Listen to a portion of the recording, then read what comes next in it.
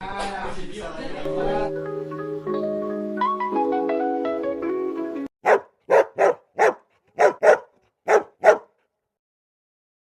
to the Beyond Leash podcast, the show where we dive into the world of service dogs and beyond the leash, unleashing the truth and breaking down barriers and sharing incredible stories behind the harnesses.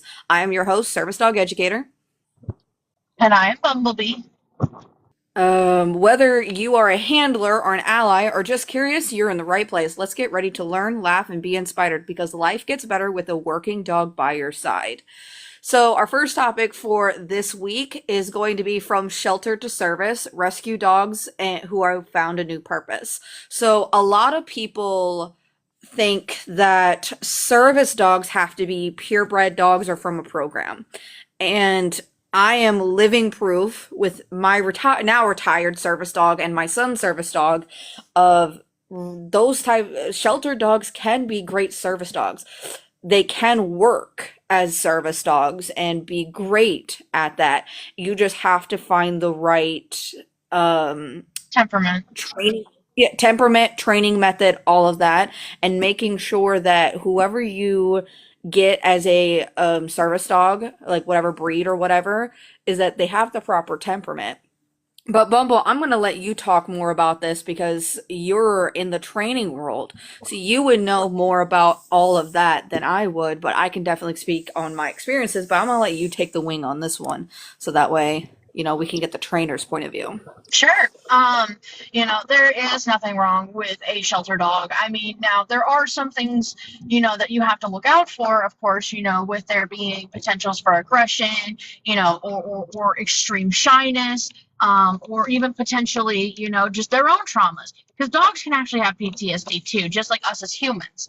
But with the correct amount of training and, I'm actually a living testament of, with the correct amount of training, any dog can, kind of sort of overcome whatever they've gone through to a degree. They don't always make it, but sometimes they do. My own service dog, Abby, who is currently just an at-home service dog, she used to have human and dog aggression. She was in a shelter for a really long time. From the ages of 1 year or 1 month to probably a year, I think, is what her paperwork said. And in the shelter, she was labeled as human aggressive and dog aggressive as well. And, she made a complete 180, in the correct direction to, not only become a service dog, but also just in general be a really good dog, period. She's a fantastic dog in general. But I believe, you don't train the other people's dogs, you train the dog that's in front of you. And, if the dog in front of you is a shelter dog, great. If it's a purebred, great. It's a mutt, great. Who cares? All dogs in all aspects are trainable. I will also say really quick, I never understood why individuals that even come into my regular scheduled lives will say that service dogs have to be purebred. Now we can get more into detail about that in a later time and a later topic, but I didn't never understood why so many people are against sheltered and mutt dogs either. Like to me, that makes no sense. If the dog has the right temperament and is able to be a service dog, why does it matter where its genetics or genes come from? It's like, individuals commenting like back in, the 1960s when it came to, race and ethnicity. Why did that matter about if the person could do a job? I never understood that either. And I understand it's a different time now and blah, blah, blah. And that even applies to today. It's like, we all have our strengths. We all have our weaknesses. It's on us to find those strengths and those weaknesses. Even in the dog world, there are some dogs that are absolutely fantastic at certain things, and then there are some that are just trash at it. And you know what? That's okay. You find what your dog is good at, and you stick with it. 100%. And I never understood individuals that were like that. And I always get a lot of people that come into my regular scheduled lives as it is asking like, do I need to get a purebred? Do I need to go and get a breeder? Now, is there some benefits to it? I could see some benefits to having a purebred dog, especially if you go to the right breeder, because you are less likely to have issues. Because I do know like shelter dogs, they get they have, I don't want to say bad genetics, but like they're They prone have the to, potentiality for bad genetics. They are yeah, they're prone unpredictable to a lot more genetics. stuff. Yeah, They're they're prone to a lot unpredictable of hot genetically. spots, allergies. Yes. Like they're prone to a lot more stuff. So I can understand that point. You know, they don't want to spend that much money in vet care because they already spend a lot of money as it is because it's a service dog. So I can understand that. But when it comes to the all around, you know, big picture of it, especially if you come from a place that doesn't have a lot of financial gain, and you're either, you know, you're on disability or you're working part-time or whatever the case is, and you don't have the money to go through a program. Can programs, you know, donate dogs? Can you raise the money? Can you do this? Yes, there are ways that you can get around to get a program dog if you really want it. 100%. And program dogs are good as long as you get the right program. But I see it being faster and more of a financial gain if you, sorry, I forgot to put my phone on buzz. Get a like a shelter dog and owner training, because the to me the bond is a lot more stronger than a 2-year-old dog from a program, because it's going to take, well, not stronger, but it's going to take a lot longer because that dog's already an adult. It has to learn you, it has to do, you have to start from square one. While with a dog that you train, you already formed a bond with that dog, and you're already connected, you already know the dog and all of this. And then he's even coming from like if you buy from a breeder and you get it as a puppy too. But Yeah. a lot of program dogs, you know, it takes longer to build a bond than it does with shelter dogs, or even um breeder dogs when they're puppies and you do the training or you have somebody help you with the training than anything. Yeah, I would totally agree. Um, but also at the same time, I've seen program dogs, form the strongest bonds with their handlers. It just depends on, the dog. Right, 100%. But I got two shelter dogs. So, the story behind Dallas is we got him. He was the first dog we ever got, and he was around 4 years old when we got him. Um, and I had him going to be trained for me. I wanted the shelter at the time didn't have puppies, and my husband wanted a German Shepherd. So I was like, German Shepherds are really good. Let's try this out. Dallas was really good at tasking, but wasn't good with public access. So that's why he had to, um, not retire, but be demoted to an at-home service dog. Then we got Leo from the same shelter. They ended up getting a puppy, and they ended up calling me saying, "Hey, we heard that Dallas didn't work out. Would you like this dog for free? It's a puppy. We know you're trying to get a service dog, blah, blah, blah." So I ended up going and getting Leo. And Leo ended up working out great. He had to retire due to medical issues, but we can go into that in the next topic.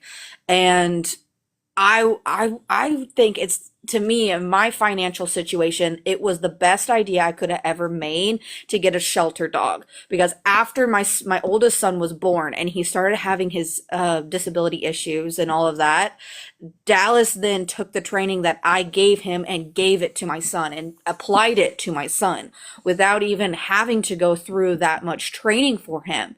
And he has really helped my son not only gain independence a little bit, but make him more self-sufficient and to realizing his issues and calming down faster and using coping skills that I've been trying to teach him, and it hasn't been working now, and that's also come with the territory of, going to his therapies and going and, doing all the stuff that we needed to do.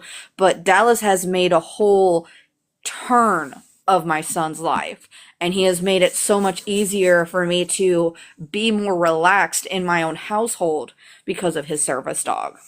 And to me, I would always pick a shelter dog. I think shelter dogs can be great service dogs, and it's less cost efficient in my opinion. You do have your everything that you're gonna do, regardless if it's from a program, regardless what it is, you're gonna have your downsides, right? So to me, the ups are better than the downs, and it's more a financial stability to get a shelter dog and then do the training rather than going and paying thousands of dollars to a program and everything. In my opinion, again, this is I me. would fully agree with that. Though with the normalcy and the kind of consistency with a non-shelter dog, I can understand how people will crave, the stability of a non-shelter animal. Um, it's knowing, hey, this is what the genetics are going to look like. This is what the next 10 to 15 years is going to look like. Um, it's all that. I mean, I'm not saying Right. that one's better over than the other, but with one having more predictability, there's, it's more of a peace of mind, if that makes any sense. Yeah, it makes a whole lot of sense. Do you want to add anything else to this topic before we move on to the second one? I don't have anything else to add. All right, so we're going to move on to the second topic, guys, and we see that you're commenting. Thank you all for the comments and everything. Make sure that we're liking as well so we can keep spreading the word and getting this podcast out there, guys. Second topic for today, losing a service dog, how handlers cope with retirement or the loss of a service dog. So I'm going to start this out by saying I don't know how to experience the loss of a service dog because I haven't been through that yet. But my current service dog, well, not current, he is now retired. He retired at the beginning of this year, and my son's service dog is retiring at the end of this year due to age. So for me, I got told at the beginning of 2024 that because of the attack that Leo experienced in 2022, his health was declining down. He was basically, he had nerve damage done to his neck and his body from the attack that happened. And he was basically getting not being able to keep up with the mobility that he needed. He had to be starting to be on pain medication. He started needing all this stuff. And they told me that because they knew he was a service dog, that it would be in his best interest to starting the retiring process early due to the attack. And I agreed with them because I didn't want to work a hurt working dog anymore. I didn't want him to not love his job. I wanted him to have a good relationship with his job, and the fact that he was now starting to be in pain really took a toll on me and him alerting and responding to my issues. So, and also at this time as well, I started needing him. Like I thought I still needed him because I was still having my issues. But as the retirement process got and I got to handle the issue, I started needing him less, right? And my issues started to get a lot better within time. But I started doing the retiring process with him and getting him into the retirement stage. And I noticed that he was, being, I, he was not the same dog as that he was. He wasn't the same dog. He wasn't as happy and joyful when I came home. He was basically becoming, it looked like depression, basically. So I figured out that Leo was very much of a, like he needed a purpose and he felt like he didn't have a purpose is what it kind of seemed like what happened. So I decided to do like just training with him, and that really seemed to like make him happy and like doing trying to think of what the it's not bite sports. Um it's kind of like bite sports though. Um Like what are we talking about here? the activity that I do with Leo, it's kind of like bite sports, but he's going after a toy. No, Oh, not obedience. no, that's just tug? I think so. I forget the name of it. We started to do that. He started to like it more. Then by the end, like now he doesn't really do it anymore because he's gotten kind of used to being at home now with Ella in Dallas, that he kind of like came out of that, but we still do stuff on the weekends to make sure that he's, getting all of his energy out. We go on like 2 to 3 walks a day to make sure that he's getting that energy, and he runs around the entire backyard, right? Yeah. So for me, it was a very much of a wake up call because I went from relying on him to the point to where I didn't know how to function without him to I have a less than a year to get him retired and me figuring out how I'm going to live my life because I can't afford another dog. I have 3 dogs in the household, and even before Ella moved in, it was just 2, and I still couldn't afford, or like I couldn't afford any more than the 2 that I had, and there was no way that I was getting another dog. Um, it was going to be a whole process issue. So I had to figure out how to deal with my disability without the use of my dog. So then I had to take a big step back and look at myself. How did I manage this disability before then? Okay, I had to do this, this, and this. All right, that can't really work, so I have to do this. So luckily, after having my kids and, all of that kind of stuff, and, within time, stuff has shifted within my brain to where I was starting to have less seizures as the days, like the months and the year went on. And now, knock on wood, knock, knock, knock, knocking on wood, I have been seizure free for a year, almost a year. It'll be a year at the end of next, trying to think of the day. June. Sorry, it's been since June. Almost. We're getting close to the year marker. That I've been seizure free. I've been able to get my license back. I've been able to do a lot of things, and as long as I have somebody in the car with me, that's the restriction on my license until. Wait a minute. Yeah, so and starting next month, I'll be able to be 100% free of anybody in the car. But I have to have somebody in the car with me since I'm not technically seizure free for 6 months. So that's the only restriction that I have on my license until December. Once December is over with, then I can drive by myself, which is great. I'm happy about it. I haven't had a seizure. I've been able to learn how to drive again. I've been feeling more independent. I've been able to do things that I never thought that I could do, but that's all to thanks to my dog at the end of the day, because he did so much work for me for those couple years that I don't know what I would do without him. I couldn't have my kids. I couldn't do what I had to do with my kids. I couldn't do any of that. And I felt like I was a burden on life until he made my world better. So I don't know if you want to talk about your situation, Bumble, because you don't have a retired dog, but you did. Well, you do actually because of Ace, but you have a situation with Abby that you can talk about if you want to, because she's kind of Yeah. semi-retired. I mean, the case with Abby is, she just no longer finds work very enjoyable. Ace, on the other hand, is my fully retired service dog. He doesn't find joy in it. He actually gets kind of scared of it. He no longer sees the, kind of, use in being a service dog, and unfortunately that was also due to an attack, in about early or late 2019. And, when Ace got attacked, that really did take a toll on me, because I'd been needing a service dog forever.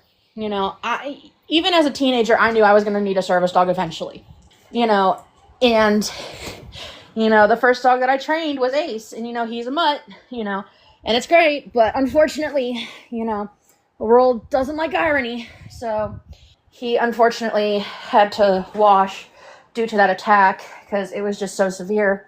And, for a good, I want to say, 2-3 months after that, I was essentially just, lost. I had poured just about almost 2 years into that dog, and, it was, it really did mentally take a toll on me because not that I wasn't, that I was growing reliant on Ace, but, it just, being a trainer is one thing, with other people's dogs, but when it's your own dog, it's like you kind of feel like a failure almost, in a sense. And when Ace had to retire fully and be pulled from service work, it just kind of was like a little snowball, at the top of a hill. And it's like, I started getting depressed, I started getting more anxious, started having more health issues. And then what?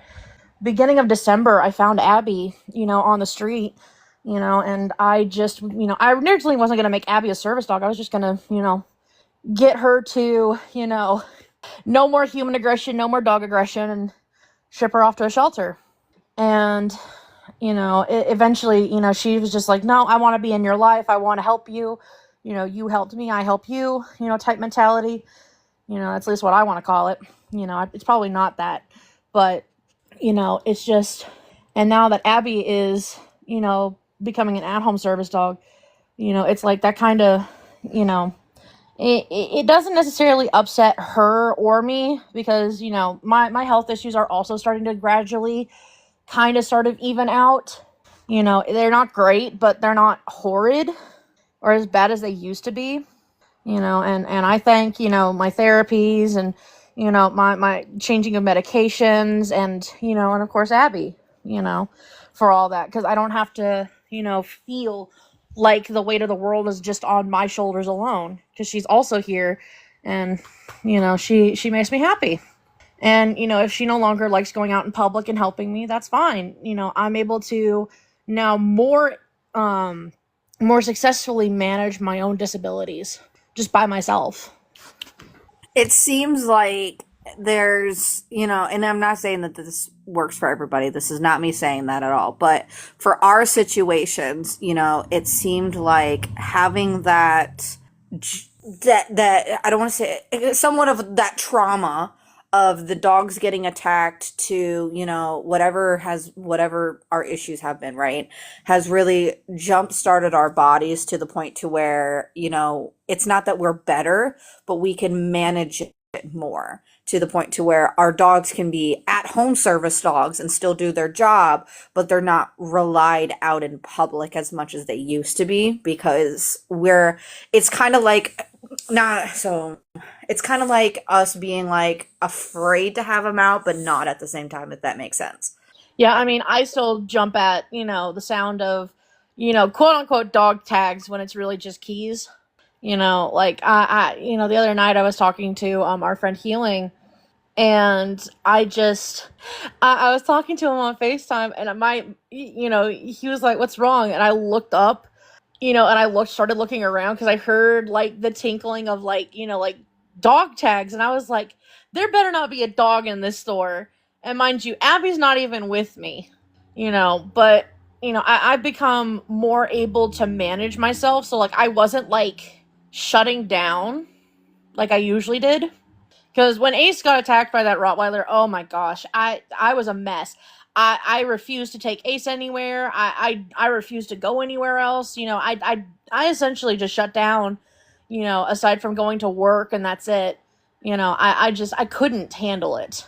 I physically could not handle going out in public because, like, well, what if there's a dog? What if I hear dog tags? What if something happens again? What if I get bit again? And I just, I still jump at the shadows every now and then. I jump at the sounds and whatnot, but and again, thanks to, my therapy and, my therapist has worked wonders with me. I mean, I am definitely not the same person I was, let alone 2 years ago, let alone a year ago. I've made, tremendous progress in the right direction now, but, I still have my moments where it's like, oh, Oh, hang on. Hang on. Hang on. Hang on. I don't know what happened. The whole thing glitched. love that. Can everybody hear me? I can hear you. All right, let me request up. Hang on. I'm so sorry, guys. We're going to cut this. Okay. Okay. We good now? Yep. It's still loading it on my phone. Is it up there? Is it up there for you guys? It's saying that it's up. Okay. All right. Back to what we were saying. I'm so sorry. No, you're fine. But yeah, I mean, I I love my dogs. Don't get me wrong. I love them. I love them to bits and pieces. And I know you love your dogs too. But, I feel like over the past year, we have done a lot of growing, a lot of learning, a lot of healing, and, trauma bonding. And, Possibly. allegedly. And now, not that our service dogs are not needed, they're just not needed as heavily because, we're finding new things that are helping us, which is great. Sorry, it keeps disconnecting and reconnecting. But yeah, I 100% agree. Like, our friendship has grown even more since, the recent things that have happened, to both of us, whether that being, my kids to, your relationship ending and then me and you starting one and all this kind of stuff, like all that stuff happening and everything. And I think like time has really healed us from our traumas, to where like we still have our days where, I'll have a PTSD episode and I'll just call you instead of um having dog there. I just call you instead. And our friendship has really grown in these past few years to where like we're kind of essentially We our rely on service. each other. Yeah. Like we're our service dogs that we rely on to talk to and get us out of those moments of PTSD or overwhelmment or whatever the case is happening. Because I can call you on any point, anytime. I don't. It doesn't matter if it's 3 o'clock in the morning till whatever time it is. If you answer, you answer. You're more of a heavy sleeper than I am, due to me having kids, but we have that reliance on each other to make that makes the world a lot better. Even with having our dogs there, it's not as we're not as relied as a lot of individuals with service dogs that are. And that's why my neurologist even told me, at the beginning of just these past couple months ago, actually, I want to say like the beginning of August or September, it was one of those two, that he doesn't think that I qualify for a service dog anymore. So even if I needed, Atreus doesn't need a service dog by the time we get a new dog, then we will have no service dogs in the household because I don't qualify for one anymore because my disability of the seizures, while I'm still prone to seizures, it's always going to be in my file and I'm still going to have that, warning in the hospitals because I've been almost 6 months free of seizures because they did an MRI scan of my brain and and it wasn't like it's fixed. It's still there, but it's how do I explain this? I'm trying to figure out how to explain this in a medical, like not medical term.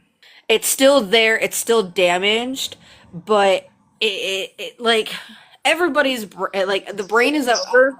huh? It's healing over like a scar. Yeah, kind of, sort of. It's not really healing though, because it's always gonna be there. There's Well, always yeah, because well like that's now what I a get scar migraine. is. Well, that's what a scar is. A scar is still, technically a wound. It's just, slightly healed over. It's, just still there. Right. Now I get severe migraines instead of seizures, so they think it's because of the trauma that has done to, like that brain injury that I had. They think that that's the reason why I'm getting migraines now. And could I get a service dog for that? Yes, but right now the doctor doesn't seem like it's debilitating for me to even get a service dog for that. And I get them and they're bad and I have to like shut like but and sometimes I experience like temporarily blindness from it, but it's not like I would need a service dog. Like I get warning signs before it gets bad. You know what I mean? Yeah. So right now, I don't see the use of getting a service dog for it because to me, it's not debilitating. But I still want to do that advocacy. I still want to be known in the service dog world. Just I don't have a service dog anymore. And if my son doesn't have a service dog, he doesn't have one. But I still want to do the advocacy. And I don't think that if individuals that are coming in and seeing this live or whatever the case is, I don't think you have to be a service dog handler to be an advocate for service dog individuals. I think it's more or less of you understanding the world of the disabled to a certain extent, and then knowing the laws and trying to advocate for their rights to make their lives easier and better without having the issues. And that's I my would agree. opinion. I would agree. And especially, if you're going to take it upon yourself as somebody without a service dog and has never had a service dog, learning the correct information is very invaluable. It is, it's kind of like, not being worth anything, but being priceless. Yeah, sure, being priceless, to some people might mean, oh, well, it's not really worth the money. No, we're talking like it is almost like a disservice if you don't do it. Like it is so invaluable to know what you're talking about, especially whenever it comes to advocation. I see a lot of people get it wrong. I'll listen to some lives here and there, and they're using up the same topics that you do during the week. Of like an emotional service animal isn't an actual thing. And I'll be listening in, and it's just like they'll be saying like all like the weirdest things, and it's like, what are you guys talking about? Like, if you're going to be talking about this, you gotta know what you're talking about. I would even go a step further in saying, I don't care if individuals use my topics. Yeah. I'm not going to copyright my topics. They're words on a page. To me, that's not copywriting. That's not stealing. That's you trying to advocate. But I will say is what I do have an issue with is if you don't know the laws, thank you for the gift. If you don't know the laws, if you don't know what you're talking about or any of those things, then you shouldn't do it. You should learn about it then rather than just jumping heads in first. And I tell like there's a girl on here or I think it's a girl. I'm not 100% sure. Anyways, there's a person on here who's a big fan of me who comes into every single live that I have out there as much as they can. They're about 14 years old. They've messaged me their age. They said, "Hey, I want to do what you do. I want to advocate. I want to do all of that. How do I get started in that world?" And so I told them straight up. I was like, "Do what I did at your age. Learn about the laws, get all the information you can, because by the time you're 18, all of these laws could change. You need to know about the Rehabilitation Act. You need to know about the Air Carrier Act, the IDEA Act, the Fair Housing Act, all the laws that go into service dogs, because you're going to be the next generation. Because by the time you turn 18, I'm going to be in my 30s and 40s, and who knows if I'm going to be able to do it. I hope to. This is a fantastic hobby of mine. I love to do it, but I'm also going to be known as the old person now. You know what I mean? So we need that new generation to come in and do the research and do the work and do all that. That's going to help the older generation out still, while still having, the older generation teaching them the rights from wrongs. And I told this individual as well. I was like, when you start out going lives and you start out doing these things, what's going to happen is that you're going to individuals that come into your life that are going to be assholes to you. Basically, they're going to think that they know better than you. They're going to try to do better. They're going to try and do this, but in reality, you need to know who you are. You need to have that self confidence in yourself that you know the laws and everything. And if you don't know something, do not talk about it. Because all it's going to do is if somebody can prove you wrong, you're going to you're going to look like an idiot at the end of the day. I mean, I'll say this, it's not that you don't need to talk about it. You can just say, "Hey, I don't really know much about this, but let me do my research and get back to you." Because I'm a very firm believer, that like if you don't really know something, there's nothing wrong with saying that you don't know. There really isn't anything wrong with saying, "Oh, I really don't know about this." I feel That's why I have experts on my panel. I have different variety of experts. I don't know the training world. Bumble and Kaiten, they know the training world. So I put them on my live so they can talk about the training stuff if I can't talk about it. For example, as well, Tiffers, had to think of the name, sorry. Tiffers, she's a mental health care professional and a nurse. She knows more about the mental health world than I could ever do. Tuvit's great man, a veteran, can speak on the veterans' behalf. I have a panel of friends that I could text, and they literally have my phone number. I could text them and say, "Hey, I need you to come up in a box. I don't know this stuff." They come up in a box and they help me out. That's what individuals need to learn how to do, is to make friends with individuals that know different things, so that way their life can be informative all round. It's not just about the service dogs. It's about the whole picture of dogs in general. And not only just that, but like, it's great to have friends, but like, if they know the same amount of knowledge that you do, it becomes an echo chamber. And especially if you don't know, a whole lot, and they don't know a whole lot. Well, it's kind of like the blind leading the blind. I believe, if somebody's going to know something, they're going to have to know like a lot about it. And I again, also agree with that too, because as much as we know pretty much the same thing. Like, I call you my team because we know the exact same thing, and if I'm kind of like stumped on something, I ask you about it and all of that stuff. But when you come into a live with me, and as much as I love having you in a live, it can perceive off as an echo chamber, because it's you and me basically spewing the same crap over and over. yeah, I mean, yeah, that's pretty fair. But then again, I also have that other introspective of, running a restaurant and retail and everything else. So I'm able to actually also give, insight that you don't know. Exactly.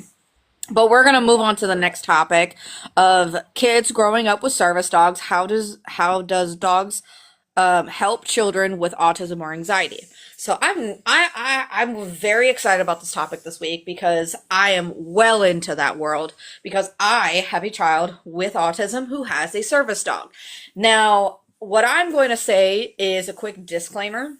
What I'm about to say is going to be somewhat, uh, how do I say this? Because of my child is a minor and cannot verbally communicate if he is okay with certain things being told, because it is not my medical information, it is his. I will keep his medical information very slim on his needs. The service dog, while it's mainly for psychiatric, the dog may also be into other issues that I'm not going to go into, due to the fact that I cannot have my son cannot give consent to his medical information being out there, and I will never do that to him.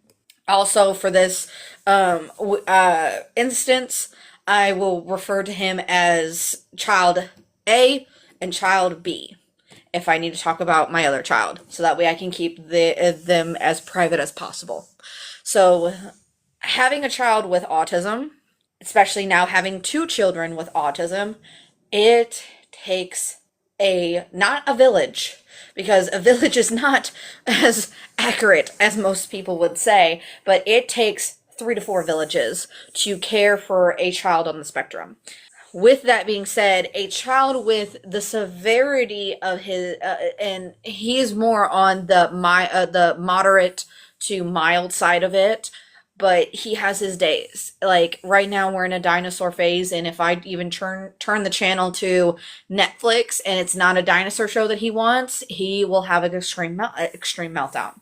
And I've gotten a lot of hate from individuals, because my son is under the age of 5 and he has a service dog, and they think that he is becoming reliant on this dog. I will say this, and I will say this till the day that I unalive. My son will never be reliant on a dog, because I don't want him the way that I was when Leo retired. I don't want him to be independent, relying on a dog for his independence. I want him to learn how to deal with his disability, and if that is a tool that he needs to utilize when it's bad and he cannot get out of it, that's fine. But he's not going to be 100% reliant on this dog, because that's where I messed up. That's where I think that if I could talk to my younger self before getting my service dog, I would tell myself to figure out a way to not be so reliant on the dog. So, with that being said, is my son does utilize an at-home service dog. His service dog does not go onto public, but it's for at-home use. A lot of individuals feel like, I could do better in the parenting world than anything else. Bumble, what I'm going to ask you really quick is, you have been with my kids since day one. Trace has been about what, six months when you first met him? 6, 7 months. Since my child was been 6, 7 months when you met him, to and being literally Now. being like like we had a phone conversation after I had Leon and all of this stuff. Um, do you think in the parenting world, from your opinion of having a parent dealing with you as an autistic child, have I done anything wrong? I mean, I can't say that every parent is perfect, but you are definitely doing everything that you can to try and understand your child. You are doing the exact opposite of what my parents did. That's not to, bash them, but you're doing heaps more research. You're trying to find ways to cope with your child, and not just only that, but like you're also able to separate yourself and go, you know what, I'm getting upset with this, you know and you as a parent, you're like, you know what, I'm getting frustrated, I'm not going to do this to my kid, you know I think I think that what because I grew up with not an abusive household, but not a very good household, not a stable household. That I didn't want that onto my kids. I wanted to be the parent that was understanding, but still wanted the kid to not walk over and be disrespectful to individuals. I still wanted them to be a functioning member of society while not going over boundaries, breaking their boundaries or not being like authoritarian, you know what I mean? And having a child on the spectrum has really opened my eyes because I never thought I was going to have a child on the spectrum, let alone two. Um, and they are two entirely different kids. They're not in the same thing. What I can do for my son, my oldest son, I can't do for my youngest son because it doesn't work for him. And it's because it's very challenging. Parenting in general is challenging as it is, but then when you are training a service dog for the child while still parenting the two children and still having to make sure that the dog is caught up on the train. Oh my gosh, I will never understand why individuals think I'm lazy or parents with service dogs think that they're lazy either, because there is so much that I do for the kids in general. I'm busy Monday through Friday every single day, including doing my regular scheduled lives and running the podcast. So all of yeah. that included, including with my kids, right?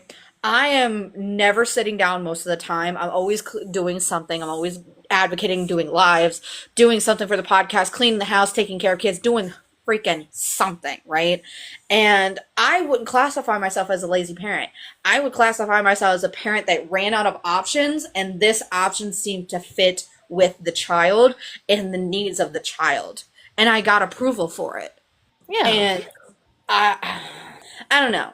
How do you feel about the whole what is your aspect on like children needing service dogs for psychiatric purposes? See, because there is a difference between, kind of, I don't want to say, Munchausen by proxy, because, even with Munchausen, there's still some kind of diagnosis there.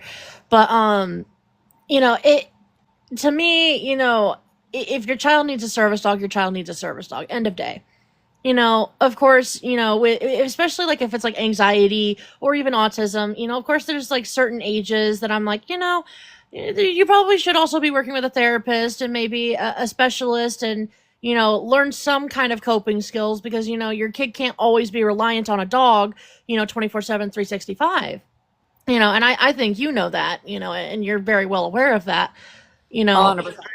Yeah, I mean, I'll see a lot of parents, kind of, and even with the kids on this app, with the younger service dog handlers, who are like, oh well, I got my dog for anxiety, and it's like, well, have you talked to your parents about this? And they're like, no, I just feel like I need a service dog. It's like, I mean, if you're having anxiety to the point where you think you need a service dog, I think you need to talk to your parents about that. And You that's know, the bad thing about younger individuals that are like, 12, 13, 14, 15, 16, 17, and 18 years old. So here's what I'm going to tell any individual who is watching this live right now, who is in that age category, 12, 13, 14, 15, 16, 17, and even 18. Because unless you have a high school diploma or you're getting your GED or whatever the case is, if you are in school If you are whenever you like, because If you 18 are and over, legally still in school and are not emancipated from your parents. yes, you are still known as a child in the eyes of the law until you graduate, right? So you still need your parents' consent to have a dog because you cannot own the dog. You will never own that dog until you graduate. Then the parents give you the dog. Okay, then the dog is your dog. But until that happens, that dog's not your dog. That dog's your parents' dog. My childhood dog, Comet, she was a half husky, half lab. We got her when I was in kindergarten. She passed away when I was in 12th grade. That dog was my parents' dog because they paid for her. They owned her. Same with my other childhood dog, Toby. We got him when I was about in the 6th grade, I want to say. I was sometime in middle school. We got him as a puppy. My parents owned that dog too. Those dogs, even when my mother passed away, when my dad was moving to Tennessee, those dogs didn't go to us until my father gave Toby, my other childhood dog, to my brother, and he had to sign a paper saying that the dog is his, and that's the only way that could have been kept. So at the end of the day, when you are wanting a service dog, you need a licensed psychiatrist, therapist, medical doctor, something that says you need a service dog and you are under the age of 18, and unless you are not in school, you still need your parents' consent. It's Go on not ahead. even that you're in school or out of school. It's there's a legal status to it.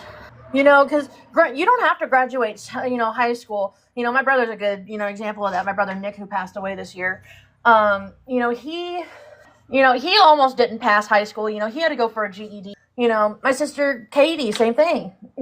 She went for a GED. But at age 18, you are legally considered an adult in the eyes of the laws, regardless if you graduate or not. But, I feel like, a lot of these kids are seeing a lot of influencers and go, oh, well, That's a I think yes I and can no, get a dog. though. That's a yes and no, though, because if you go into school, right, and you're in high school, I literally had to have my parents sign me a doctor's note and give it to the office and say that I had a doctor's appointment in order for them to let me leave, because they had to say that they knew that I was leaving in order for it to be excused. I couldn't just get up and walk out, or else I would have gotten in trouble. I know, and again, but there's also like a legal precedent. Like, if you're actively in school, there's a difference. But like, if you are somebody that like gets kicked out or simply drops out, legally you still are an adult. Yeah, that's different. Emancipation, you dropped out, you don't go to school at all, then you're 18, you're an adult. Yes. But I'm talking about the 18-year-olds who are still in high school is what I'm talking about. Because I don't want these 18-year-olds that are still in high school that are still actively trying to get their diploma or their GED or whatever the case is. And even when you get your GED, you're still kind of like, it's kind of meh. But if you were in high school and you're still trying to graduate, you are still known as a child until you graduate. Well, I mean, and again, yes and no. There's We're that getting off topic. precedent. We're getting off topic. We're getting off Continue. topic. But yeah, no, it's a yes and a no. Legally, when you're 18 and you're in high school, you still have to sign out with a parent's permission. Yes, but legally, you are still an adult.